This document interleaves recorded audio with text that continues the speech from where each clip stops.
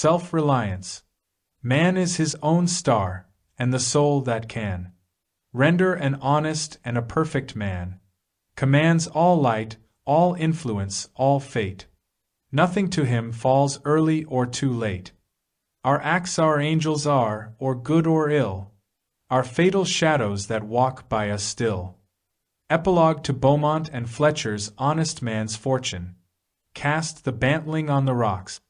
Suckle him with the she-wolf's teat. Wintered with the hawk and fox. Power and speed be hands and feet. I read the other day some verses written by an eminent painter which were original and not conventional. The soul always hears an admonition in such lines, let the subject be what it may. The sentiment they instill is of more value than any thought they may contain. To believe your own thought, to believe that what is true for you in your private heart is true for all men, that is genius. Speak your latent conviction, and it shall be the universal sense. For the inmost in due time becomes the outmost, and our first thought is rendered back to us by the trumpets of the last judgment.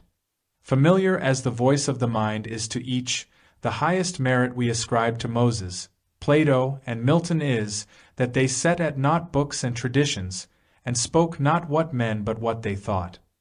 A man should learn to detect and watch that gleam of light which flashes across his mind from within, more than the luster of the firmament of bards and sages. Yet he dismisses without notice his thought, because it is his. In every work of genius we recognize our own rejected thoughts. They come back to us with a certain alienated majesty. Great works of art have no more affecting lesson for us than this. They teach us to abide by our spontaneous impression with good-humored inflexibility than most when the whole cry of voices is on the other side. Else, tomorrow a stranger will say with masterly good sense precisely what we have thought and felt all the time, and we shall be forced to take with shame our own opinion from another.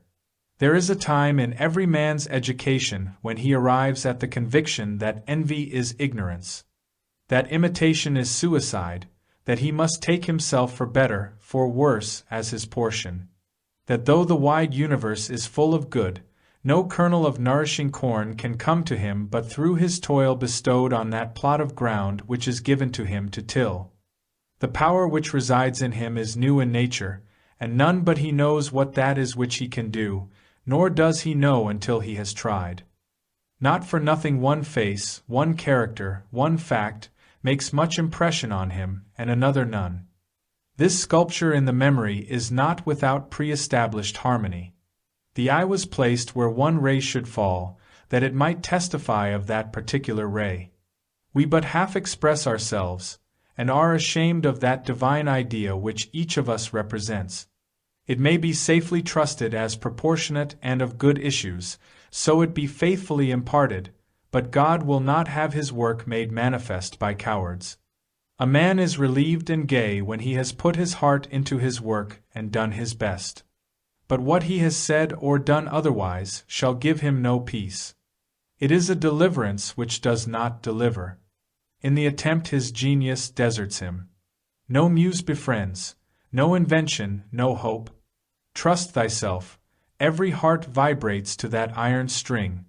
Accept the place the divine providence has found for you, the society of your contemporaries, the connection of events. Great men have always done so, and confided themselves childlike to the genius of their age, betraying their perception that the absolutely trustworthy was seated at their heart, working through their hands, predominating in all their being. And we are now men, and must accept in the highest mind the same transcendent destiny. And not minors and invalids in a protected corner, not cowards fleeing before a revolution, but guides, redeemers, and benefactors, obeying the almighty effort, and advancing on chaos and the dark. What pretty oracles nature yields us on this text, in the face and behavior of children, babes, and even brutes! That divided and rebel mind, that distrust of a sentiment because our arithmetic has computed the strength and means opposed to our purpose, these have not. Their mind being whole, their eye is as yet unconquered, and when we look in their faces, we are disconcerted. Infancy conforms to nobody. All conform to it, so that one babe commonly makes 4 or 5 out of the adults who prattle and play to it. So God has armed youth and puberty and manhood no less with its own piquancy and charm, and made it enviable and gracious and its claims not to be put by, if it will stand by itself. Do not think the youth has no force, because he cannot speak to you and me. Hark! In the next room his voice is sufficiently clear and emphatic. It seems he knows how to speak to his contemporaries. Bashful or bold, then, he will know how to make us seniors very unnecessary. The nonchalance of boys who are sure of a dinner, and would disdain as much as a lord to do or say ought to conciliate one, is the healthy attitude of human nature. A boy is in the parlor what the pit is in the playhouse.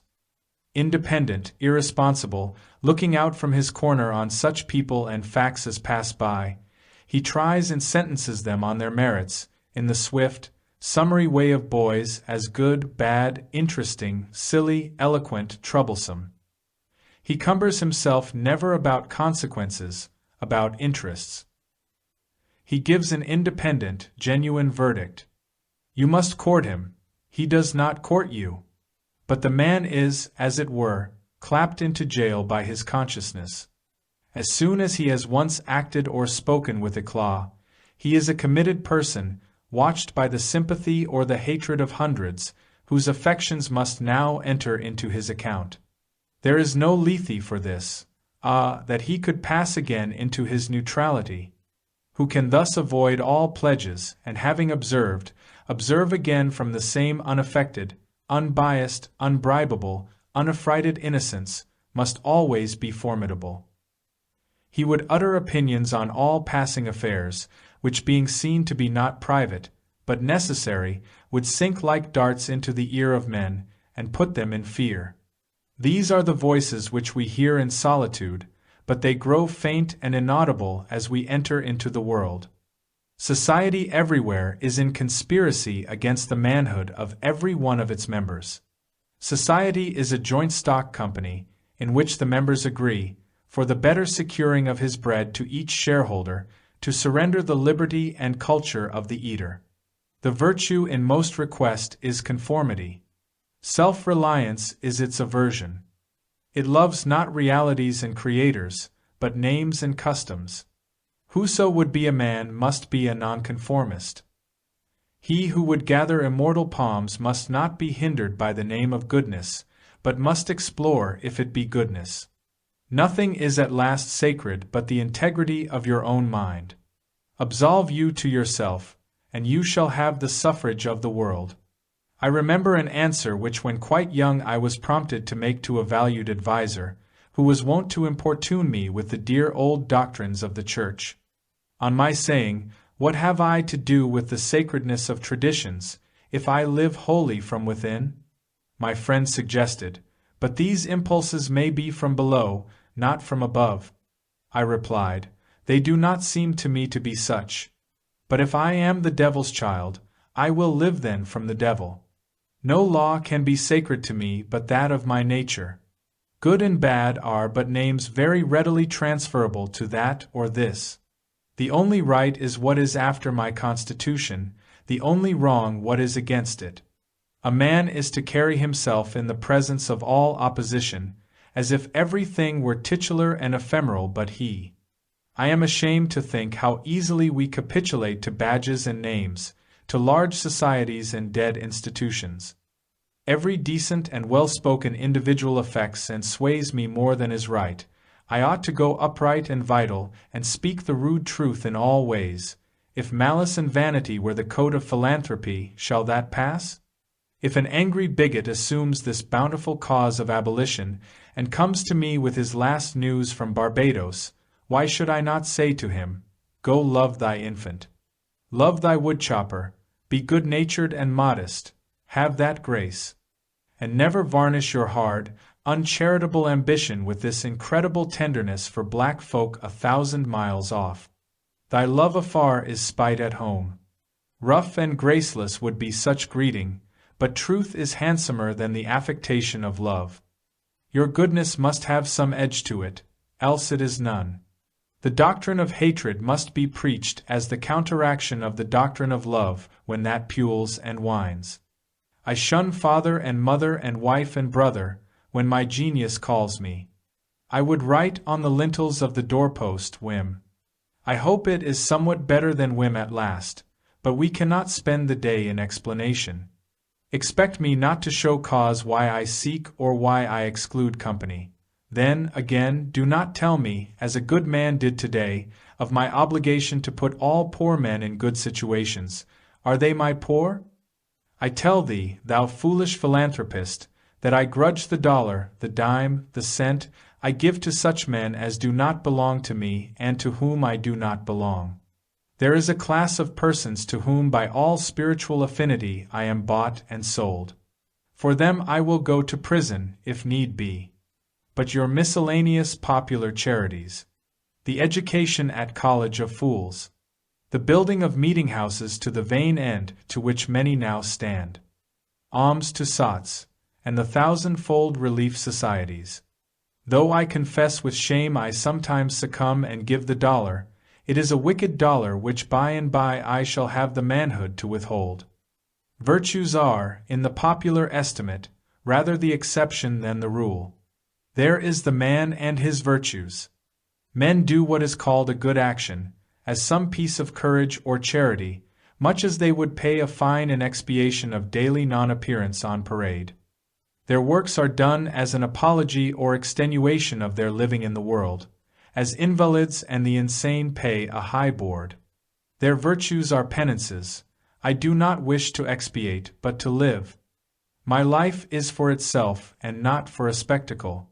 I much prefer that it should be of a lower strain, so it be genuine and equal, than that it should be glittering and unsteady.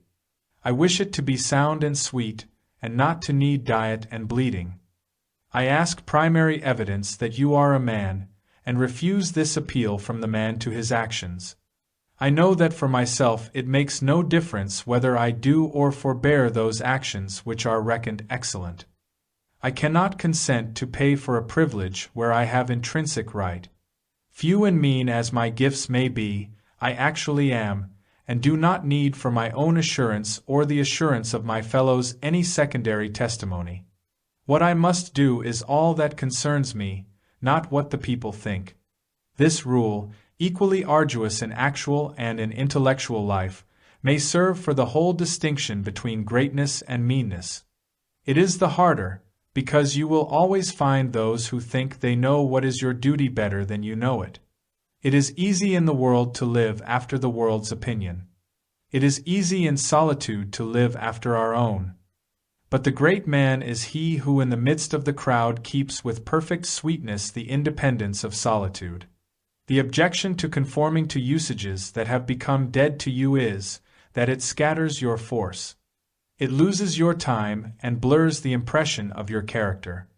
If you maintain a dead church, contribute to a dead Bible society, vote with a great party either for the government or against it, spread your table like base housekeepers, under all these screens I have difficulty to detect the precise man you are. And, of course, so much force is withdrawn from your proper life. But do your work, and I shall know you. Do your work, and you shall reinforce yourself. A man must consider what a blind man's buff is this game of conformity. If I know your sect, I anticipate your argument. I hear a preacher announce for his text and topic the expediency of one of the institutions of his church. Do I not know beforehand that not possibly can he say a new and spontaneous word? Do I not know that, with all this ostentation of examining the grounds of the institution, he will do no such thing? Do I not know that he is pledged to himself not to look but at one side, the permitted side, not as a man, but as a parish minister? He is a retained attorney, and these airs of the bench are the emptiest affectation. Well, most men have bound their eyes with one or another handkerchief, and attached themselves to some one of these communities of opinion. This conformity makes them not false in a few particulars, authors of a few lies, but false in all particulars. Their every truth is not quite true. Their two is not the real two, therefore not the real for. So that every word they say chagrins us, and we know not where to begin to set them right. Meantime nature is not slow to equip us in the prison uniform of the party to which we adhere. We come to wear one cut of face and figure, and acquire by degrees the gentlest asinine expression. There is a mortifying experience in particular, which does not fail to wreak itself also in the general history. I mean, the foolish face of praise, the forced smile which we put on in company where we do not feel at ease in answer to conversation which does not interest us. The muscles, not spontaneously moved, but moved by a low usurping willfulness, grow tight about the outline of the face with the most disagreeable sensation. For nonconformity the world whips you with its displeasure, and therefore a man must know how to estimate a sour face. The bystanders look askance on him in the public street or in the friend's parlor. If this aversation had its origin in contempt and resistance like his own, he might well go home with a sad countenance. But the sour faces of the multitude, like their sweet faces, have no deep cause, but are put on and off as the wind blows and a newspaper directs. Yet is the discontent of the multitude more formidable than that of the Senate and the college. It is easy enough for a firm man who knows the world to brook the rage of the cultivated classes. Their rage is decorous and prudent, for they are timid as being very vulnerable themselves. But when to their feminine rage the indignation of the people is added, when the ignorant and the poor are aroused, when the unintelligent brute force that lies at the bottom of society is made to growl and mow, it needs the habit of magnanimity and religion to treat it godlike as a trifle of no concernment. The other terror that scares us from self-trust is our consistency, a reverence for our past act or word, because the eyes of others have no other data for computing our orbit than our past acts, and we are loath to disappoint them. But why should you keep your head over your shoulder? Why drag about this corpse of your memory, lest you contradict somewhat you have stated in this or that public place? Suppose you should contradict yourself, what then? It seems to be a rule of wisdom never to rely on your memory alone, scarcely even in acts of pure memory, but to bring the past for judgment into the thousand-eyed present, and live ever in a new day. In your metaphysics you have denied personality to the deity. Yet when the devout motions of the soul come, yield to them heart and life, though they should clothe God with shape and color. Leave your theory, as Joseph his coat in the hand of the harlot, and flee. A foolish consistency is the hobgoblin of little minds, adored by little statesmen and philosophers and divines. With consistency a great soul has simply nothing to do. He may as well concern himself with his shadow on the wall. Speak what you think now in hard words, and tomorrow speak what tomorrow thinks in hard words again, though it contradict everything you said today. Ah, so you shall be sure to be misunderstood. Is it so bad, then, to be misunderstood?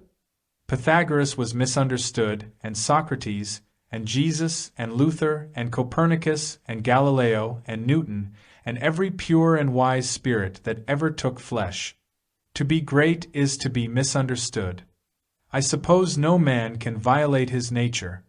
All the sallies of his will are rounded in by the law of his being, as the inequalities of Andes and Himalaya are insignificant in the curve of the sphere. Nor does it matter how you gauge and try him. A character is like an acrostic or Alexandrian stanza. Read it forward, backward, or across, it still spells the same thing. In this pleasing, contrite wood life which God allows me, let me record day by day my honest thought without prospect or retrospect, and, I cannot doubt, it will be found symmetrical, though I mean it not and see it not. My book should smell of pines and resound with the hum of insects. The swallow over my window should interweave that thread or straw he carries in his bill into my web also. We pass for what we are. Character teaches above our wills.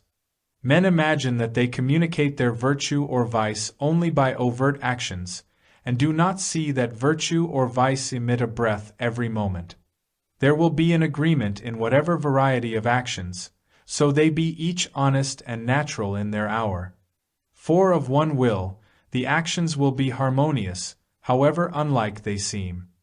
These varieties are lost sight of at a little distance, at a little height of thought. One tendency unites them all. The voyage of the best ship is a zigzag line of 100 tacks. See the line from a sufficient distance, and it straightens itself to the average tendency. Your genuine action will explain itself, and will explain your other genuine actions. Your conformity explains nothing. Act singly, and what you have already done singly will justify you now. Greatness appeals to the future. If I can be firm enough today to do right, and scorn eyes, I must have done so much right before as to defend me now. Be it how it will, do right now. Always scorn appearances, and you always may. The force of character is cumulative. All the foregone days of virtue work their health into this. What makes the majesty of the heroes of the Senate and the field, which so fills the imagination? The consciousness of a train of great days and victories behind. They shed an united light on the advancing actor. He is attended as by a visible escort of angels. That is it which throws thunder into Chatham's voice, and dignity into Washington's port, and America into Adams's eye. Honor is venerable to us because it is no ephemeris. It is always ancient virtue. We worship it today because it is not of today. We love it and pay it homage, because it is not a trap for our love and homage, but is self-dependent, self-derived, and therefore of an old immaculate pedigree, even if shown in a young person. I hope in these days we have heard the last of conformity and consistency. Let the words be gazetted and ridiculous henceforward. Instead of the gong for dinner, let us hear a whistle from the Spartan fife. Let us never bow and apologize more. A great man is coming to eat at my house. I do not wish to please him. I wish that he should wish to please me.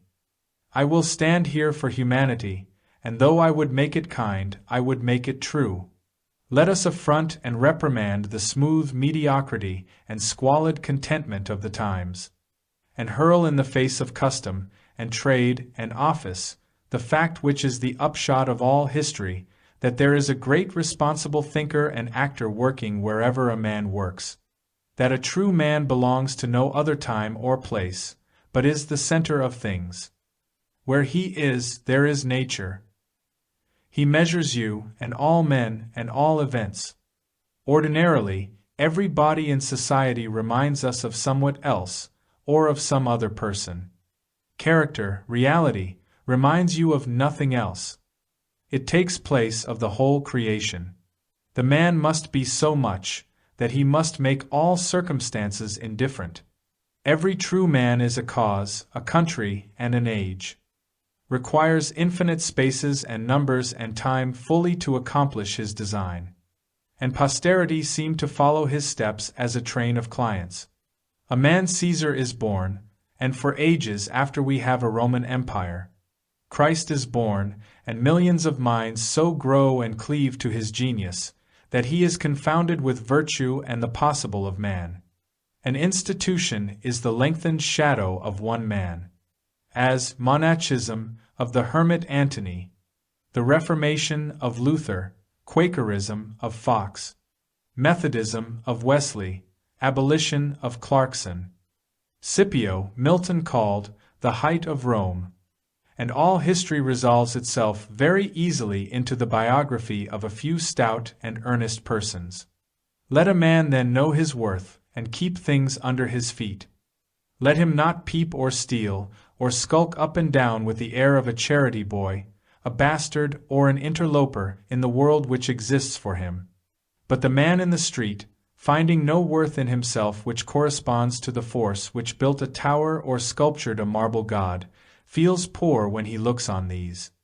To him a palace, a statue, or a costly book have an alien and forbidding air, much like a gay equipage, and seem to say like that, "Who are you, sir?" Yet they all are his, suitors for his notice, petitioners to his faculties that they will come out and take possession. The picture waits for my verdict. It is not to command me, but I am to settle its claims to praise. That popular fable of the sot who was picked up dead drunk in the street, carried to the Duke's house, washed and dressed and laid in the Duke's bed, and, on his waking, treated with all obsequious ceremony like the Duke, and assured that he had been insane, owes its popularity to the fact that it symbolizes so well the state of man, who is in the world a sort of sot, but now and then wakes up, exercises his reason, and finds himself a true prince. Our reading is mendicant and sycophantic. In history, our imagination plays us false. Kingdom and lordship, power and estate are a gaudier vocabulary than Private John and Edward in a small house and common day's work. But the things of life are the same to both. The sum total of both is the same. Why all this deference to Alfred and Skanderbeg and Gustavus? Suppose they were virtuous, did they wear out virtue? As great a stake depends on your private act today as followed their public and renowned steps. When private men shall act with original views, the luster will be transferred from the actions of kings to those of gentlemen. The world has been instructed by its kings, who have so magnetized the eyes of nations. It has been taught by this colossal symbol the mutual reverence that is due from man to man, the joyful loyalty with which men have everywhere suffered the king, the noble, or the great proprietor to walk among them by a law of his own, make his own scale of men and things, and reverse theirs, pay for benefits not with money but with honor, and represent the law in his person, was the hieroglyphic by which they obscurely signified their consciousness of their own right and comeliness, the right of every man. The magnetism which all original action exerts is explained when we inquire the reason of self-trust. Who is the trustee? What is the aboriginal self, on which a universal reliance may be grounded? What is the nature and power of that science-baffling star, without parallax, without calculable elements, which shoots a ray of beauty even into trivial and impure actions, if the least mark of independence appear? The inquiry leads us to that source, at once the essence of genius, of virtue, and of life, which we call spontaneity or instinct. We denote this primary wisdom as intuition, whilst all later teachings are tuitions. In that deep force, the last fact behind which analysis cannot go, all things find their common origin. For, the sense of being which in calm hours rises, we know not how, in the soul, is not diverse from things, from space, from light, from time, from man, but one with them, and proceeds obviously from the same source whence their life and being also proceed. We first share the life by which things exist, and afterwards see them as appearances in nature, and forget that we have shared their cause. Here is the fountain of action and of thought. Here are the lungs of that inspiration which giveth man wisdom, and which cannot be denied without impiety and atheism. We lie in the lap of immense intelligence, which makes us receivers of its truth and organs of its activity. When we discern justice, when we discern truth, we do nothing of ourselves, but allow a passage to its beams. If we ask whence this comes, if we seek to pry into the soul that causes, all philosophy is at fault. Its presence or its absence is all we can affirm. Every man discriminates between the voluntary acts of his mind and his involuntary perceptions, and knows that to his involuntary perceptions a perfect faith is due. He may err in the expression of them, but he knows that these things are so, like day and night, not to be disputed. My willful actions and acquisitions are but roving. The idlest reverie, the faintest native emotion, command my curiosity and respect. Thoughtless people contradict as readily the statement of perceptions as of opinions, or rather much more readily. For they do not distinguish between perception and notion. They fancy that I choose to see this or that thing. But perception is not whimsical, but fatal. If I see a trait, my children will see it after me, and in course of time all mankind, although it may chance that no one has seen it before me. For my perception of it is as much a fact as the sun. The relations of the soul to the divine spirit are so pure that it is profane to seek to interpose helps. It must be that when God speaketh he should communicate, not one thing, but all things. Should fill the world with his voice.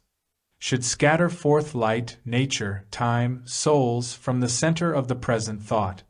And new date and new create the whole.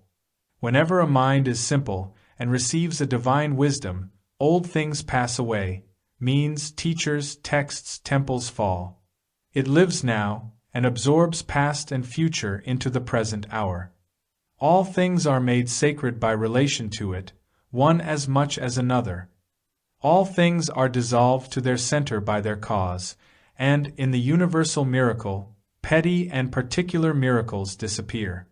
If, therefore, a man claims to know and speak of God, and carries you backward to the phraseology of some old mouldered nation in another country, in another world, believe him not.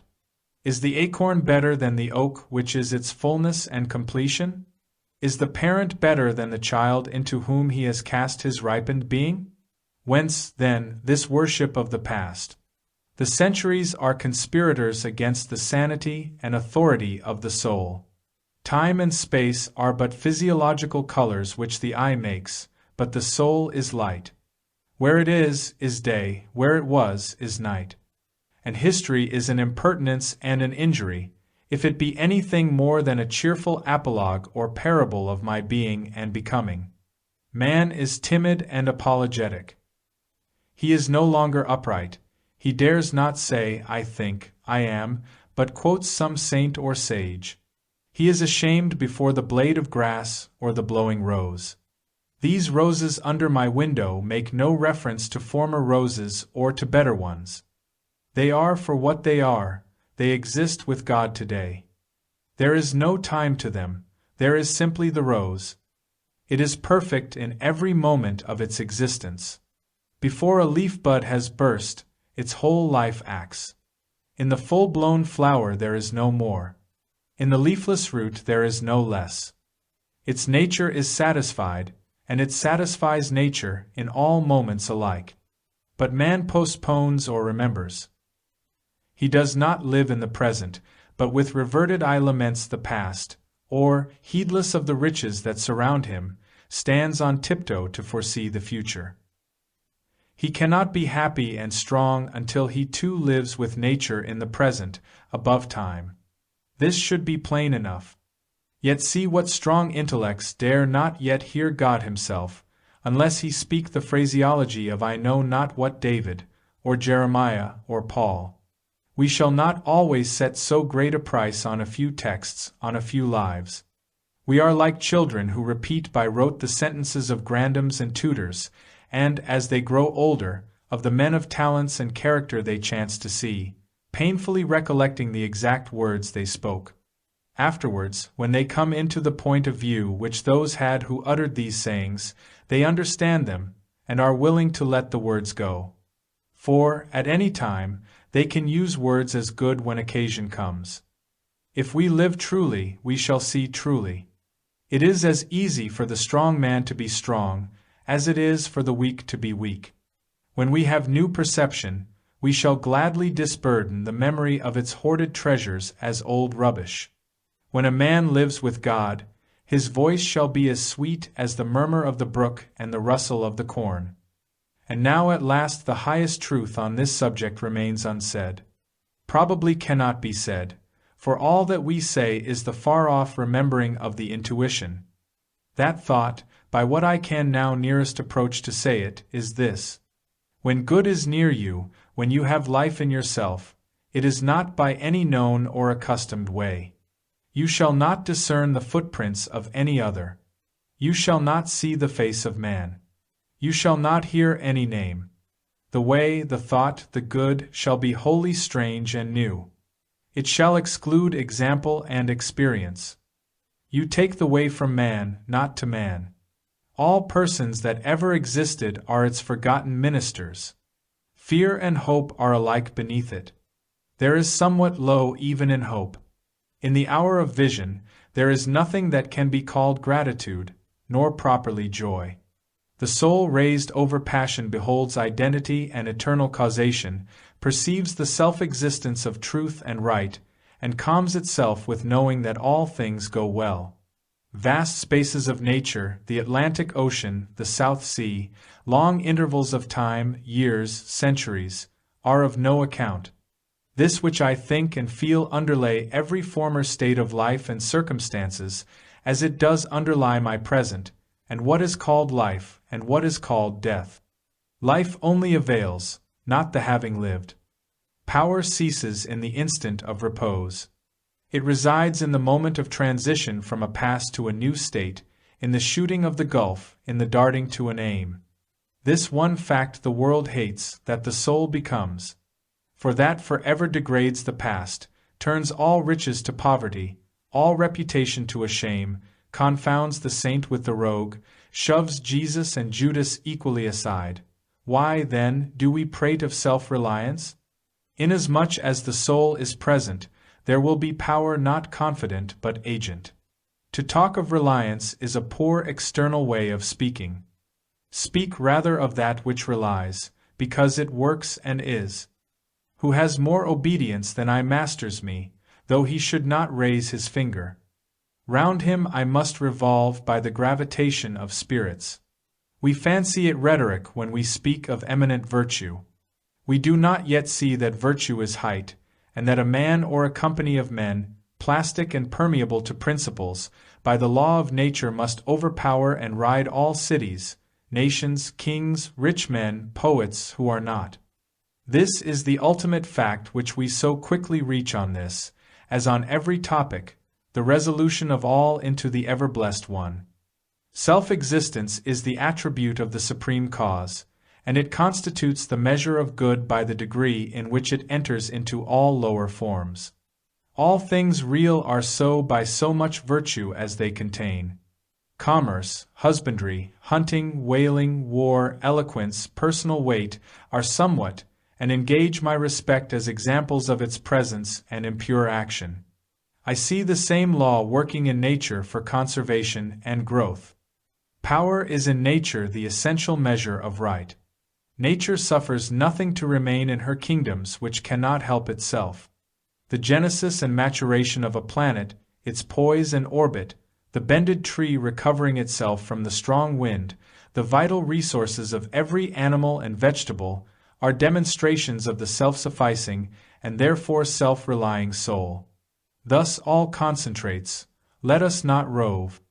Let us sit at home with the cause. Let us stun and astonish the intruding rabble of men and books and institutions by a simple declaration of the divine fact.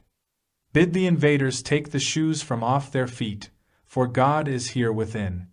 Let our simplicity judge them, and our docility to our own law demonstrate the poverty of nature and fortune beside our native riches. But now we are a mob. Man does not stand in awe of man, nor is his genius admonished to stay at home, to put itself in communication with the internal ocean, but it goes abroad to beg a cup of water of the urns of other men. We must go alone. I like the silent church before the service begins, better than any preaching. How far off, how cool, how chaste the persons look, begirt each one with a precinct or sanctuary. So let us always sit. Why should we assume the faults of our friend, or wife, or father, or child, because they sit around our hearth, or are said to have the same blood? All men have my blood, and I have all men's. Not for that will I adopt their petulance or folly, even to the extent of being ashamed of it. But your isolation must not be mechanical, but spiritual, that is, must be elevation. At times the whole world seems to be in conspiracy to importune you with emphatic trifles. Friend, client, child, sickness, fear, want, charity, all knock at once at thy closet door, and say, Come out unto us. But keep thy state, come not into their confusion. The power men possess to annoy me, I give them by a weak curiosity. No man can come near me but through my act. What we love that we have, but by desire we bereave ourselves of the love. If we cannot at once rise to the sanctities of obedience and faith, let us at least resist our temptations. Let us enter into the state of war, and wake Thor and Woden, courage and constancy, in our Saxon breasts. This is to be done in our smooth times by speaking the truth. Check this lying hospitality and lying affection. Live no longer to the expectation of these deceived and deceiving people with whom we converse. Say to them, O father, O mother, O wife, O brother, O friend, I have lived with you after appearances hitherto. Henceforward I am the truth's. Be it known unto you that henceforward I obey no law less than the eternal law. I will have no covenants but proximities. I shall endeavor to nourish my parents, to support my family, to be the chaste husband of one wife, but these relations I must fill after a new and unprecedented way. I appeal from your customs. I must be myself. I cannot break myself any longer for you or you. If you can love me for what I am, we shall be the happier. If you cannot, I will still seek to deserve that you should. I will not hide my tastes or aversions. I will so trust that what is deep is holy that I will do strongly before the sun and moon whatever inly rejoices me, and the heart appoints. If you are noble, I will love you. If you are not, I will not hurt you and myself by hypocritical attentions. If you are true, but not in the same truth with me, cleave to your companions. I will seek my own. I do this not selfishly, but humbly and truly. It is alike your interest and mine and all men's, however long we have dwelt in lies, to live in truth. Does this sound harsh today? You will soon love what is dictated by your nature as well as mine, and, if we follow the truth, it will bring us out safe at last. But so you may give these friends pain. Yes, but I cannot sell my liberty and my power to save their sensibility. Besides, all persons have their moments of reason, when they look out into the region of absolute truth. Then will they justify me, and do the same thing. The populace think that your rejection of popular standards is a rejection of all standard, and mere antinomianism. And the bold sensualist will use the name of philosophy to gild his crimes. But the law of consciousness abides. There are two confessionals, in one or the other of which we must be shriven. You may fulfill your round of duties by clearing yourself in the direct, or in the reflex way. Consider whether you have satisfied your relations to father, mother, cousin, neighbor, town, cat, and dog. Whether any of these can upbraid you. But I may also neglect this reflex standard, and absolve me to myself. I have my own stern claims and perfect circle. It denies the name of duty to many offices that are called duties. But if I can discharge its debts, it enables me to dispense with the popular code. If any one imagines that this law is lax, let him keep its commandment one day. And truly it demands something godlike in him who has cast off the common motives of humanity, and has ventured to trust himself for a taskmaster.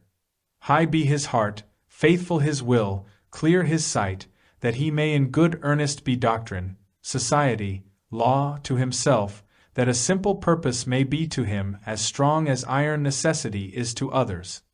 If any man consider the present aspects of what is called by distinction society, he will see the need of these ethics. The sinew and heart of man seem to be drawn out, and we are become timorous, desponding whimperers. We are afraid of truth, afraid of fortune, afraid of death, and afraid of each other. Our age yields no great and perfect persons. We want men and women who shall renovate life and our social state. But we see that most natures are insolvent, cannot satisfy their own wants, have an ambition out of all proportion to their practical force, and do lean and beg day and night continually. Our housekeeping is mendicant, our arts, our occupations, our marriages, our religion, we have not chosen, but society has chosen for us. We are parlor soldiers. We shun the rugged battle of fate, where strength is born. If our young men miscarry in their first enterprises, they lose all heart. If the young merchant fails, men say he is ruined. If the finest genius studies at one of our colleges, and is not installed in an office within 1 year afterwards in the cities or suburbs of Boston or New York, it seems to his friends and to himself that he is right in being disheartened, and in complaining the rest of his life. A sturdy lad from New Hampshire or Vermont, who in turn tries all the professions, who teams it, farms it, peddles, keeps a school, preaches, edits a newspaper, goes to Congress, buys a township, and so forth in successive years, and always, like a cat, falls on his feet, is worth 100 of these city dolls. He walks abreast with his days, and feels no shame in not studying a profession, for he does not postpone his life, but lives already. He has not one chance, but 100 chances. Let a Stoic open the resources of man, and tell men they are not leaning willows, but can and must detach themselves. That with the exercise of self-trust, new powers shall appear. That a man is the Word made flesh, born to shed healing to the nations. That he should be ashamed of our compassion, and that the moment he acts from himself, tossing the laws, the books, idolatries, and customs out of the window, we pity him no more, but thank and revere him, and that teacher shall restore the life of man to splendor, and make his name dear to all history. It is easy to see that a greater self-reliance must work a revolution in all the offices and relations of men. In their religion, in their education, in their pursuits, their modes of living, their association, in their property, in their speculative views, one winky face, in what prayers do men allow themselves? That which they call a holy office is not so much as brave and manly. Prayer looks abroad and asks for some foreign addition to come through some foreign virtue, and loses itself in endless mazes of natural and supernatural, and mediatorial and miraculous. Prayer that craves a particular commodity, anything less than all good, is vicious. Prayer is the contemplation of the facts of life from the highest point of view. It is the soliloquy of a beholding and jubilant soul. It is the Spirit of God pronouncing His works good. But prayer as a means to effect a private end is meanness and theft. It supposes dualism and not unity in nature and consciousness. As soon as the man is at one with God, he will not beg. He will then see prayer in all action. The prayer of the farmer kneeling in his field to weed it, the prayer of the rower kneeling with the stroke of his oar, are true prayers heard throughout nature, though for cheap ends. Karatak, in Fletcher's Bonduca, when admonished to inquire the mind of the god Audate, replies, "His hidden meaning lies in our endeavors. Our valors are our best gods. Another sort of false prayers are our regrets. Discontent is the want of self-reliance. It is infirmity of will. Regret calamities, if you can thereby help the sufferer. If not, attend your own work, and already the evil begins to be repaired. Our sympathy is just as base. We come to them who weep foolishly, and sit down and cry for company, instead of imparting to them truth and health in rough electric shocks, putting them once more in communication with their own reason. The secret of fortune is joy in our hands. Welcome evermore to gods and men is the self-helping man. For him all doors are flung wide. Him all tongues greet, all honors crown, all eyes follow with desire. Our love goes out to him and embraces him, because he did not need it. We solicitously and apologetically caress and celebrate him, because he held on his way and scorned our disapprobation. The gods love him because men hated him. To the persevering mortal, said Zoroaster, the blessed immortals are swift. As men's prayers are a disease of the will, so are their creeds a disease of the intellect. They say with those foolish Israelites, "Let not God speak to us, lest we die. Speak thou, speak any man with us, and we will obey." Everywhere I am hindered of meeting God in my brother, because he has shut his own temple doors, and recites fables merely of his brothers, or his brother's brother's God. Every new mind is a new classification. If it prove a mind of uncommon activity and power, a Locke, a Lavoisier, a Hutton, a Bentham, a Fourier, it imposes its classification on other men, and lo, a new system, in proportion to the depth of the thought, and so to the number of the objects it touches and brings within reach of the pupil, is his complacency. But chiefly is this apparent in creeds and churches, which are also classifications of some powerful mind acting on the elemental thought of duty, and man's relation to the highest. Such as Calvinism, Quakerism, Swedenborgism.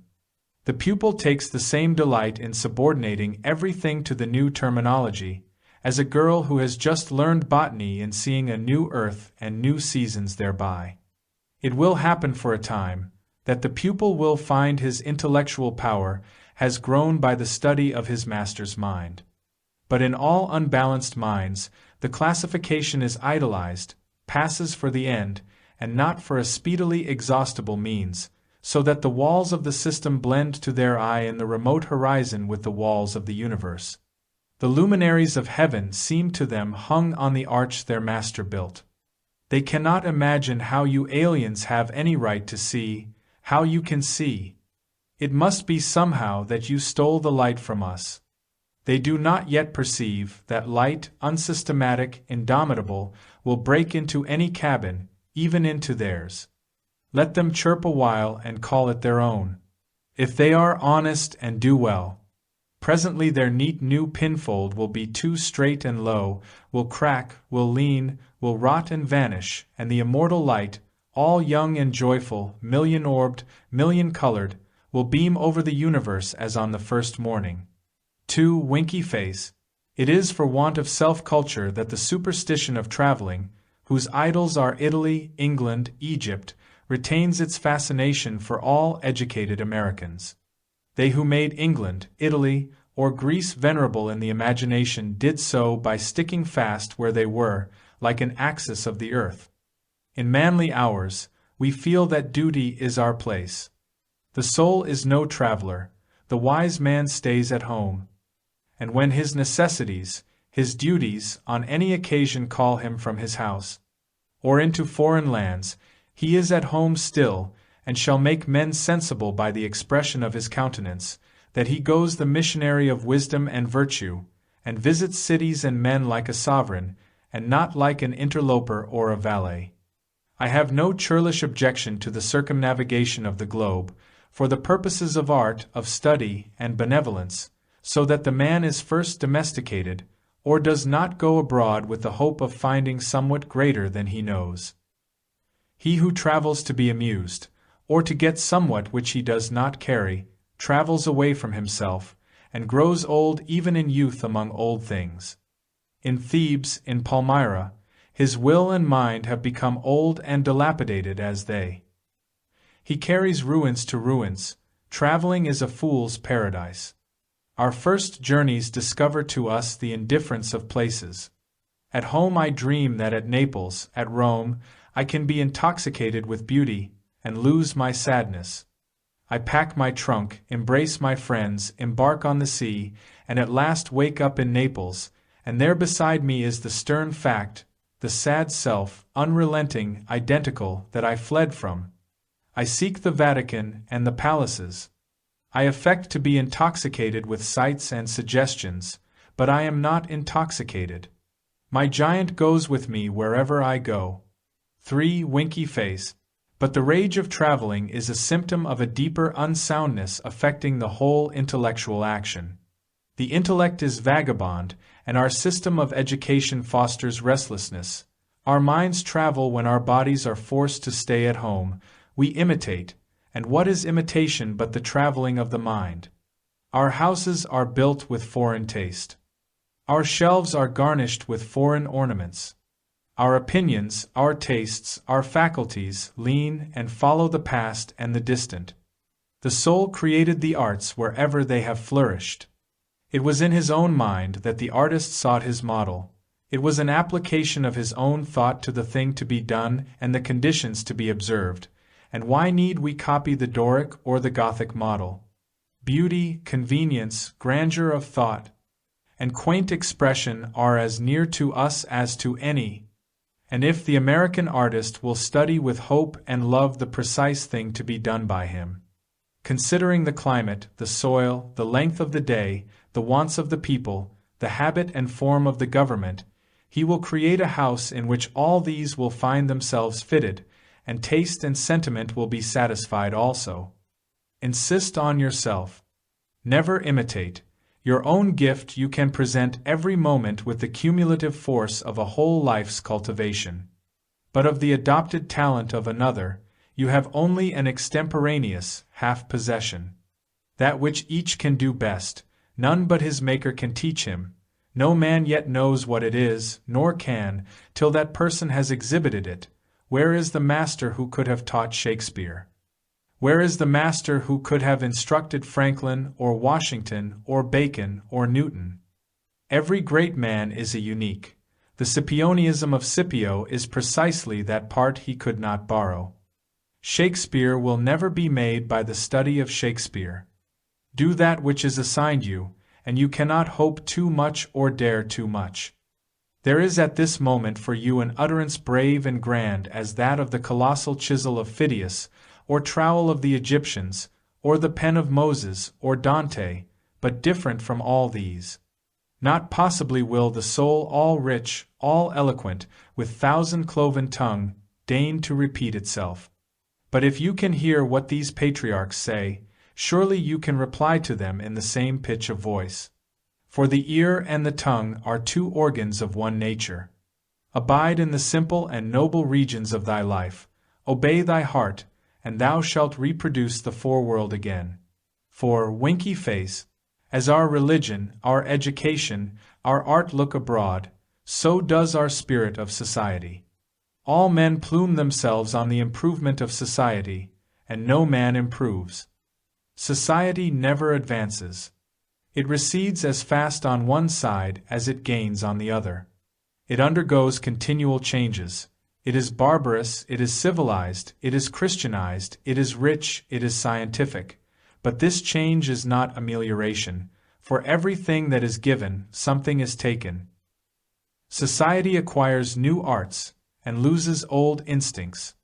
What a contrast between the well-clad, reading, writing, thinking American with a watch, a pencil, and a bill of exchange in his pocket, and the naked New Zealander, whose property is a club, a spear, a mat, and an undivided 20th of a shed to sleep under. But compare the health of the two men, and you shall see that the white man has lost his aboriginal strength.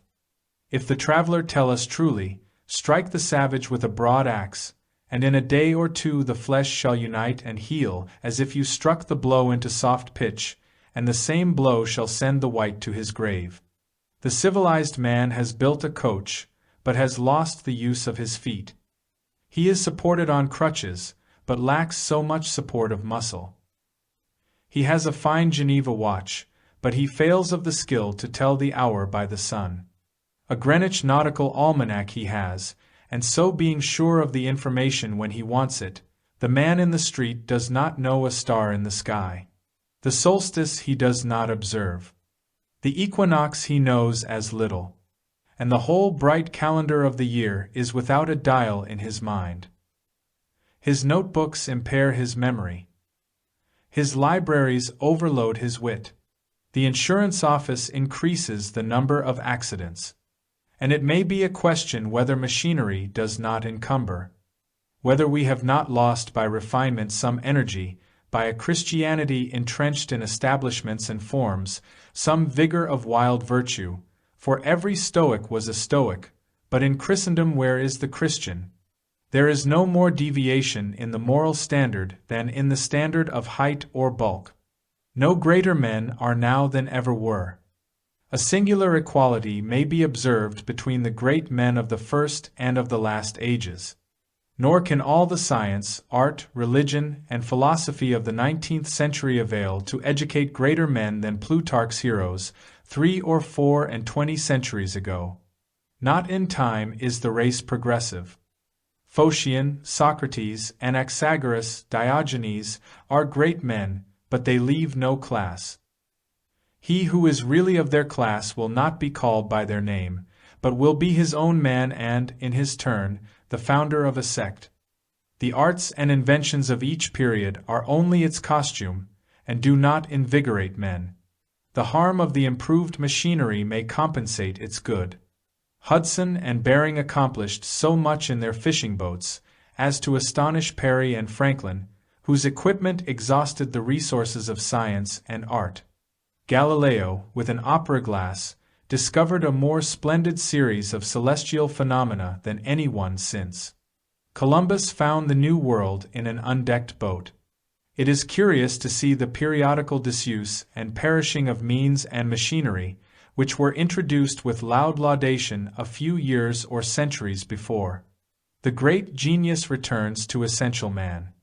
We reckon the improvements of the art of war among the triumphs of science, and yet Napoleon conquered Europe by the bivouac, which consisted of falling back on naked valor, and disencumbering it of all aids.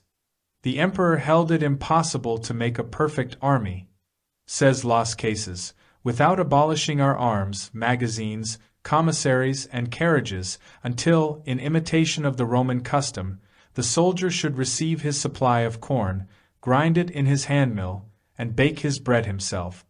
Society is a wave. The wave moves onward, but the water of which it is composed does not. The same particle does not rise from the valley to the ridge. Its unity is only phenomenal. The persons who make up a nation today, next year die, and their experience with them. And so the reliance on property, including the reliance on governments which protect it, is the want of self-reliance. Men have looked away from themselves and at things so long that they have come to esteem the religious, learned, and civil institutions as guards of property, and they deprecate assaults on these, because they feel them to be assaults on property.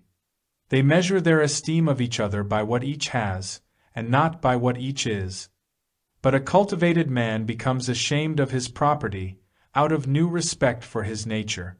Especially he hates what he has, if he see that it is accidental, came to him by inheritance or gift or crime. Then he feels that it is not having. It does not belong to him, has no root in him, and merely lies there, because no revolution or no robber takes it away. But that which a man is does always by necessity acquire. And what the man acquires is living property, which does not wait the beck of rulers, or mobs, or revolutions, or fire, or storm, or bankruptcies, but perpetually renews itself wherever the man breathes. Thy lot or portion of life, said the Caliph Ali, is seeking after thee. Therefore be at rest from seeking after it. Our dependence on these foreign goods leads us to our slavish respect for numbers. The political parties meet in numerous conventions. The greater the concourse, and with each new uproar of announcement, the delegation from Essex, the Democrats from New Hampshire, the Whigs of Maine, the young patriot feels himself stronger than before by a new thousand of eyes and arms. In like manner the reformers summon conventions, and vote and resolve in multitude. Not so, O friends.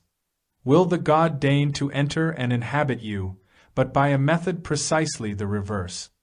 It is only as a man puts off all foreign support and stands alone that I see him to be strong and to prevail. He is weaker by every recruit to his banner. Is not a man better than a town? Ask nothing of men, and in the endless mutation, thou only firm column must presently appear the upholder of all that surrounds thee. He who knows that power is inborn, that he is weak because he has looked for good out of him and elsewhere, and so perceiving, throws himself unhesitatingly on his thought, instantly rights himself, stands in the erect position, commands his limbs, works miracles. Just as a man who stands on his feet is stronger than a man who stands on his head. So use all that is called fortune. Most men gamble with her, and gain all and lose all as her wheel rolls. But do thou leave as unlawful these winnings, and deal with cause and effect, the chancellors of God. In the will work and acquire, and thou hast chained the wheel of chance, and shalt sit hereafter out of fear from her rotations. A political victory, a rise of rents, the recovery of your sick, or the return of your absent friend, or some other favorable event, raises your spirits, and you think good days are preparing for you. Do not believe it. Nothing can bring you peace but yourself. Nothing can bring you peace but the triumph of principles.